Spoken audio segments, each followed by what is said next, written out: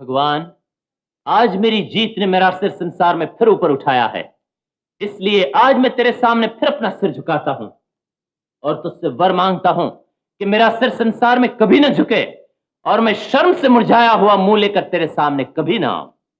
तेरी जय हो, तेरे भक्तों की जय हो। राजों के राज छत्रपति सरताज पृथ्वी वल्लभ, तेरी सदा ही जय। लो आओ, अब अपना काम शुरू करो। मैं इनकार करता हूं। क्यों? जिन पांव को तुम 15 बार धो चुके हो, उन्हें 16वीं बार धोने में लाज कैसी? और अब के बर्तन भी तुम्हारे देश के हैं, पानी भी तुम्हारे देश का है। गोया आज तेलंगन का राजा तेलंगन के बर्तनों में तेलंगन का पानी लेकर अवंतीपुर के महाराज पृथ्वी वल्लभ मुंज के पांव धोएगा और उसके साथ अपने मन से अपनी 16वीं हार भी धो देगा। मैंने इतनी बार यत्न किया, इतनी बार दुश्मन के देश पर हमला किया, लेकिन किस्मत ने हर बार उसका साथ दिया। मुझे हर बार हार कर लौटना पड़ा। आदमी दुश्मन से लड़ सकता है, किस्मत से नहीं लड़ सकता। तो तुम समझते हो तुम कुछ नहीं हो? जो कुछ है तुम्हारी किस्मत है। तुम्हारी किस्मत एक नदी है और तुम उसके धारे में बहने वाले तुच्छ तिनके हो। तुम्हारी किस्मत एक तूफान है और तुम उसमें उड़ने वाले हकीर पत्ते हो। तुम्हारी किस्मत एक कुम्हार है और तुम उसके हाथ में गीली मिट्टी का खिलौना हो। वाह वाह, आदमी की कैसी अच्छी तारीफ की है तुमने। भारतवर्ष की होने वाली संतान तुम्हारा नाम सुनकर खुशी से पागल हो उठेगी। राजमाता। चारिणी, क्या तू नहीं जानती इस देश में गाने बजाने की मनाही है? गाना बजाना आदमी के मन की प्यास है और खुश होना आदमी के मन का पैदाइशी अधिकार है। अगर तुम्हारा मन बीमार है तो तुम दूसरों पर खुशी के द्वार क्यों बंद करती हो? जो न सहना चाहे वो इस रात से बाहर चले जाए, मगर यहाँ किसी को गाने बजाने की आज्ञा नहीं मिल सकती। आज तो मेरे गीत में तुम्हारे लिए एक खुशखबरी थी, मगर जब तुम नहीं सुनना चाहती तो खैर। मेरा गीत कहता है कि हमारा राजा लड़ाई में जीत चुका है और जो उससे लड़ता था वो हार गया है। तो क्या मेरे भाई ने मुझको पकड़ लिया? दुनिया ने मुझ को पकड़ने वाला आदमी आज तक पैदा नहीं किया। मुझने लड़ाई हारी है, तुम अपना जीवन हारोगी। चारिणी ने नीले आकाश पर होनहार का लिखा देखा और तुम्हें पढ़कर सुना दिया। इसमें उसका कोई दोष नहीं। हवा ने बांधा है क्या रंग,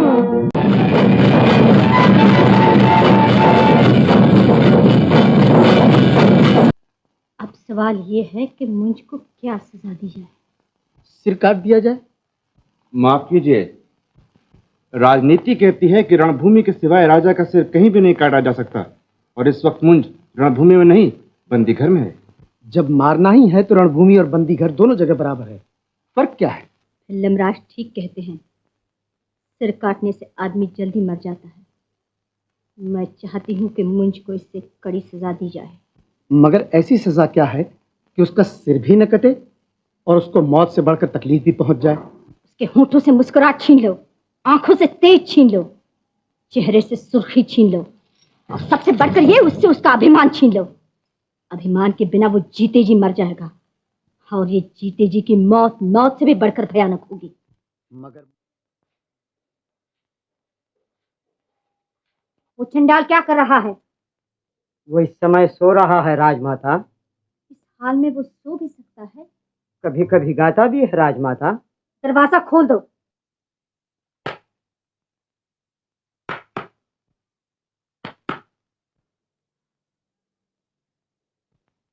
जरा धीरे, नाजुक पैरों में मोच आ जाएगी। जबान संभाल कर बोलो। तुम्हारे सामने तैलप राज की बहन मृणालवती खड़ी है।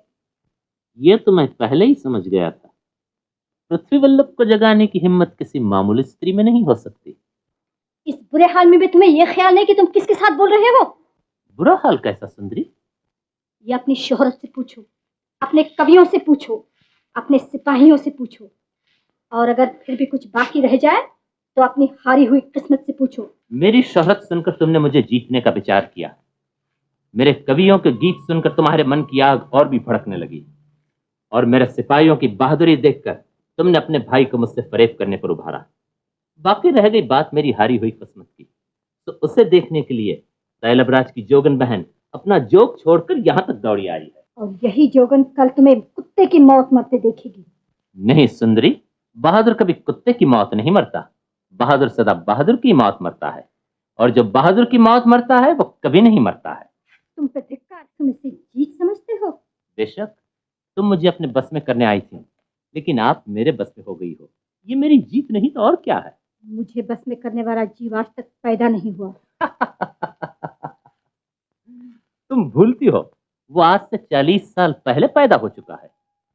मेरा सिर संसार में हमेशा ऊंचा रहता है और मेरा मन हर हाल में खुश रहता है, मगर मुझे देखकर अफसोस होता है कि तुम्हारे राजा ने पृथ्वी वल्लभ को कैद किया और तुम ऐसे सादा कपड़े पहने हुए हो। जाओ जरा छैला बनकर आओ, वरना दुनिया कहेगी तैलब की प्रजा बड़ी गरीब है। पृथ्वी वल्लभ की जिंदगी में ऐसा कभी नहीं हुआ कि उसने किसी चीज की तरफ अपना हाथ बढ़ाया हो और वो चीज उसके सामने दौड़ती हुई न आई हो। शुक्र है कि तुमने चांद की तरफ अपना हाथ नहीं बढ़ाया। मृणालवती, तुम सच को सच की रोशनी में क्यों नहीं देखती? देखो, मैंने चांद की तरफ अपना हाथ बढ़ाया और चांद मेरे सामने खड़ा है, और अब इस चांद में ये हिम्मत नहीं कि मेरे हाथ से निकलकर अपनी जगह पर वापस चला जाए। मुझ क्या तुम जानती हो भंवरा फूल के लिए क्यों तड़पता है? क्या तुम्हें मालूम है पतिंगा दीपक पर क्यों जल मरता है? क्या तुम समझती हो चकोर चांद की तरफ क्यों लपकता है? अगर नहीं तो यहाँ बैठ जाओ और मुझसे पूछो, मैं तुम्हें हर बात का जवाब दे सकता हूँ। मैं यहाँ बैठने के लिए नहीं आई, मैं तुम्हें कुछ सिखाने के लिए आई हूँ। सिखाओ, क्या सिखाती हो? लेकिन सिखाने से पहले इतना जान लो कि मैं किसी अनाथ का त्यागा हुआ बेटा था और आज पृथ्वी वल्लभ हूँ। शेरनियों ने मुझे दूध पिलाया है और हाथियों ने मुझे थपकियां दी हैं। मैंने भीख मांगी है और ताज दान किए हैं। मैंने अमीरों का लहू चूसा है और गरीबों के लिए अपना लहू बहाया है। वेदों और शास्त्रों का पाठ करके मैंने तपस्या की है और श्रृंगार कला का पाठ करके मैंने दुनिया के सुखों को भोगा है। अब जो बाकी रह गया है वो तुम सिखा दो। परमात्मा की, नेम न्याय का, आज्ञा राज दरबार की। देवताओं के अमृत पुत्र महाराज तैलब ने निश्चय किया है कि आज दरबार होगा जिसमें अवंतीपुर का हारा हुआ राजा मुंज महाराज तैलब के पांव धोएगा और उसके बाद प्राणों की भिक्षा मांगेगा। नगर निवासियों को चाहिए कि दरबार में आए और अपने देश और राजा की शान शोभा देखकर खुश हो। तू मेरे पांव नहीं धोएगा? दुश्मन के पांव धोकर 100 साल जीने से ये लाख दर्जे अच्छा है कि आदमी अभिमान का एक क्षण जिए और उसके बाद हमेशा के लिए आंखें बंद कर ले।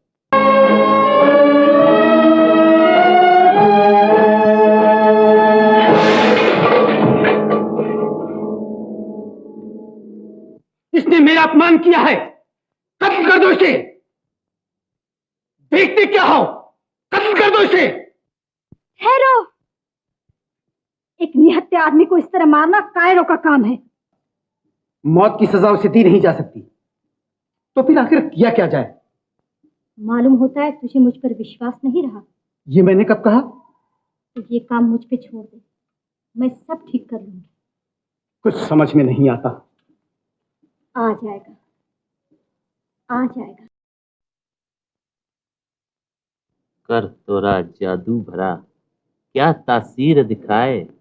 मरहम लागे हाथ पे, मन शीतल हो जाए। चंचल तोरे नैन हैं, चंचल तोर स्वभाव। कबहू मरहम ला धरे, कबहू लगावे घाव। तुम्हारा दोष ये है कि तुमने मेरी तपस्या भंग की।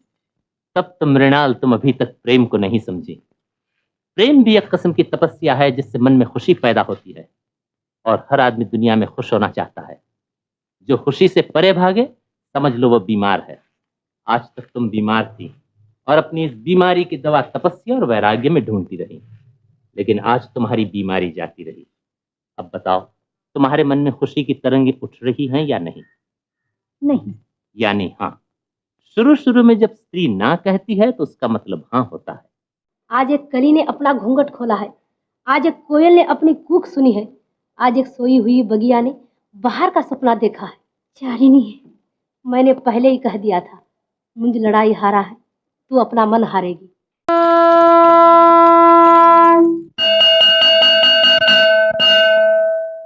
पृथ्वी परमात्मा की, नियम न्याय का, आज्ञा राज दरबार की।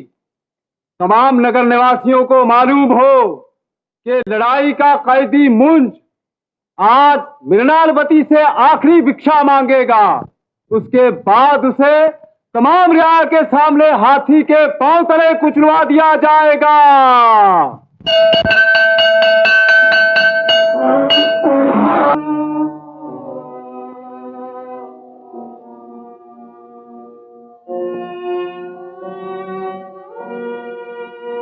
नाम न्याय का लेते हैं, काम अन्याय का करते हैं।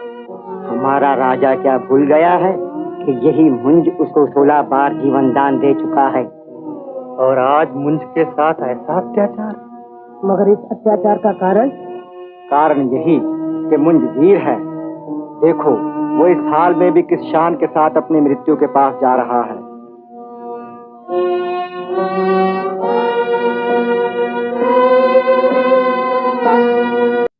मृणालवती, तुम्हारा भाई कहता है कि मैं तुमसे भिक्षा मांगूं, मगर मैं ये सोचता हूं कब तुम काहे की भिक्षा दोगी।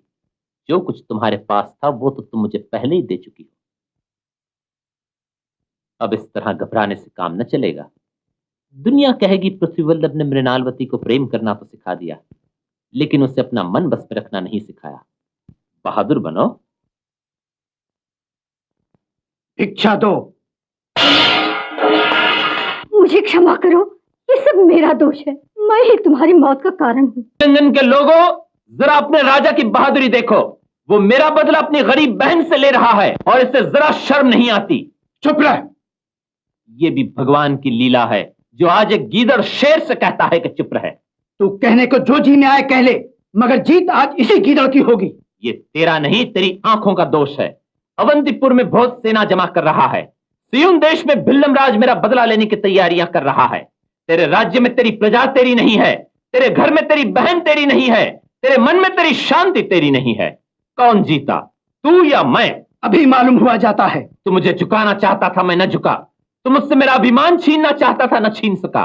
तू दया और धर्म का अवतार बनकर अपने लोगों के दिलों में समाना चाहता था, मगर तेरे लोग तुझे गालियां दे रहे हैं और मेरी इज्जत तेरे एक एक आदमी के दिल में है। बता कौन जीता, तू या मैं? उधर देख, अब बता कौन जीता, तू या मैं? जब तेरी मौत तेरे सामने थी, उस वक्त अगर तू हंसते हुए जाकर उसके गले से लिपट जाता तो मैं क्या, सारी दुनिया मान लेती कि तू जीत गया। मगर तुझ में यह हिम्मत न थी, इसलिए तू हार गया। और मैं अपने सामने अपनी मौत को देखकर मुस्कुरा रहा हूं, और दुनिया के किसी योद्धा में यह ताकत नहीं कि मेरे होठों से मेरी मुस्कुराहट छीन सके। इसलिए तू कहे या न कहे, मगर आज की दुनिया कह रही है और कल की दुनिया कहेगी कि इस लड़ाई में तैलप हार गया और पृथ्वीवल्लभ जीत गया।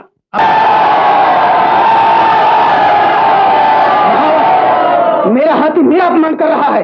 तुम्हारी आंखों में आंसू? बढ़ाओ, हाथी को आगे बढ़ाओ। महाराज, इस दासी की आखिरी भेंट।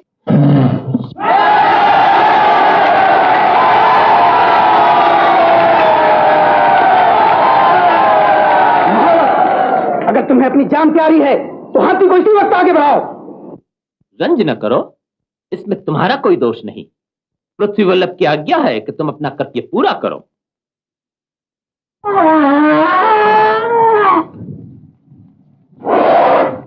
जय महाकाल, जय महाकाल। महावत रोको, रोको महावत, महावत रोको, रोको महावत। जय महाकाल। बाबा, महावत रोको।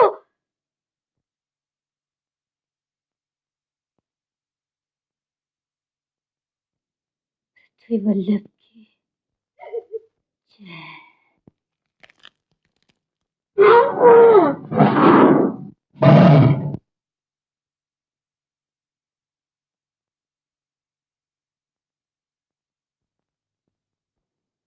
वाह, जैसा वीरों का सा जीवन, वैसी ही वीरों की सी मौत।